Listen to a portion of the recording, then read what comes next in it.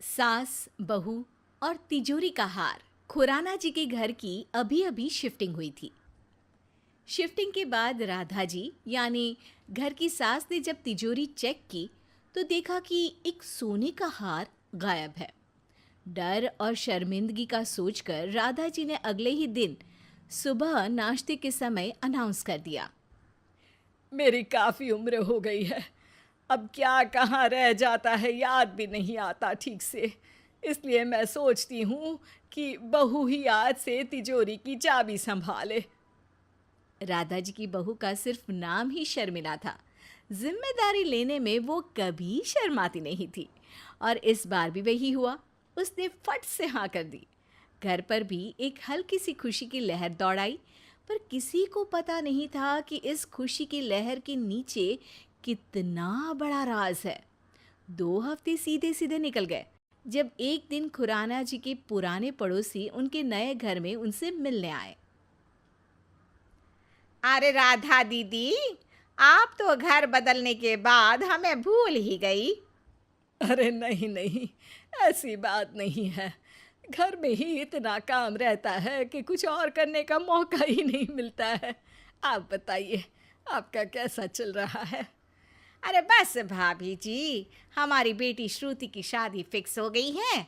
आपको उसी का कार्ड देने आए थे। ओहो, बहुत बधाइयाँ आप दोनों को। राधा जी के चेहरे पर तो मुस्कुराहट थी, पर अंदर कुछ और ही चल रहा था। उनको पता था कि यही समय है सोने के हार से अपना पल्ला झाड़ने का। उस रात श्रुति की शादी का डिस्कशन डिनर टेबल पर चल ही रहा होता है जब राधा जी बोल उठती हैं। अच्छा बेटा शर्मिला, शादी में वो सोने का हार पहनूंगी जो मैंने तुम्हारी शादी में पहना था, ठीक है ना? हाँ माँ, मैं अभी निकाल के ले आई।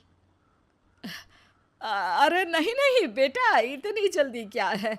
इनविटेशन तो अगले हफ्ते का है ना, तभी दे देना। ठीक है माँ। राधा जी को पता था कि अगर इतनी जल्दी हार के खोने की बात बाहर आ गई तो शक का कांटा उनकी तरफ भी मुड़ सकता है। यहाँ दूसरी तरफ शर्मिला को कोई शक तो नहीं हुआ था, पर उसी रात वो दूसरे गहने देखने के लिए तिजोरी खोलती है तो पता चलता है कि सास को जो हार चाहिए वो तो तिजोरी में है ही नहीं। शर्मिला यहाँ अलग टेंशन में आ जाती है।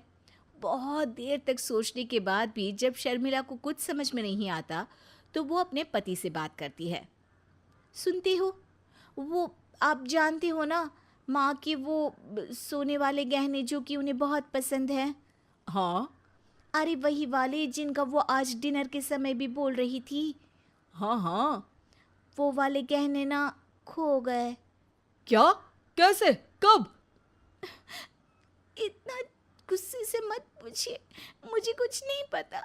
मैंने तो अभी तिजोरी खोल के खुद के लिए गहने निकाले और देखा कि वो वाले गहने खो गए हैं। ओवर, फिनिश, टाटा हो चुके हैं। अब मैं क्या करूं? माँ ने कितना भरोसा करके मुझे तिजोरी की चाबी दी थी। तुमने सब जगह देख तो लिया ना? अब कर भी क्या सकते हैं। देखो, तुम कल सुबह माँ को सब सच बता देना। थोड़ी डांट पड़ेगी पर सब ठीक हो जाएगा। शर्मिला को रात भर नींद नहीं आती है और सुबह होते ही सबसे पहले वो नहा धो के अपनी सास के लिए चाय बनाकर उनके पास पहुंच जाती है। माँ जी, आपके लिए चाय। अरे बहू, इसकी क्या ज़रूरत थी? अभी अभी तो पी थी चाय। माँ, मुझे आपसे एक दूसरी बात भी करनी है। वो आपके वाले गहने ना मुझसे ना शायद खो गए हैं। मैंने हर जगह ढूंढे पर मुझे कहीं नहीं मिले माँ। शर्मिला बोलते बोलते ही रो पड़ती है। माँ, आपने मुझ पर इतना भरोसा किया पर मैं इस भरोसे के लायक ही नहीं हूँ। अरे बेटा, गलती तो सबसे हो जाती है। अच्छा हुआ तुमने मान लिया। चलो कोई बात नहीं। सामने तो राधा जी एकदम आइडियल सास बन रही थी, पर मन में तो उनके लड्डू फूट रहे थे। मिशन सक्सेसफुल, रिस्पेक्ट अर्नड वाली फीलिंग दौड़ रही थी। अभी के लिए मैं तुझसे तिजोरी की चाबी वापस ले रही हूँ, पर तुमने एक बहुत ही महत्वपूर्ण सीख ली। अपनी चीज़ों का ध्यान रखना बहुत ज़रूरी होता है बहू। खुराना साहब और राधा जी के बेटे भी इस बात को सुन रहे थे और वो भी काफ़ी खुश थे कि राधा जी कितनी समझदार हैं, ऐसे सिचुएशन को भी कितने प्रेम से संभाल रही हैं। पर इतने में घर की घंटी बज जाती है। शर्मिला की ननद रोहिणी आई है। हाय माँ, हेलो पापा, भैया, भाभी। आप सब बाहर ही हो? क्या हुआ? आज कुछ खास हुआ है क्या? नहीं रोहिणी दीदी, बस माँ मुझे एक सीख दे रही थी। इतना बोलकर शर्मिला फट से राधा जी के पैर छू लेती है आशीर्वाद के लिए। हाँ, शर्मिला से कुछ गहने खो गए थे, बस उसी बारे में बात चल रही थी। अच्छा, कब? ओह, गहनों से याद आया माँ, वो जो गहने आपने मुझे मेरी सहेली की शादी के लिए दिए थे ना, वो मैं ले आई हूँ। सब एकदम फिदा हो गए थे उस पर।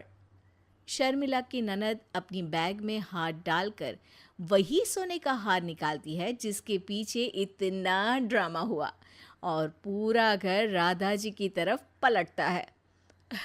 अच्छा, मैंने दिए थे? बढ़िया बढ़िया। बेटा, बहू, एक काम कर, ये तिजोरी की चाबी ना तू ही रख ले।